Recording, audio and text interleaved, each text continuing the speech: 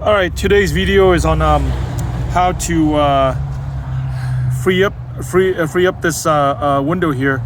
If your window drops down, it won't go back up and you're stuck there. Thank you to Scott McDonald who showed me the trick. Use a punch through here. First you gotta remove the little clip on both sides. There's a clip that locks it in.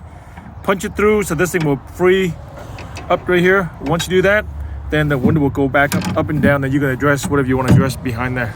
All right.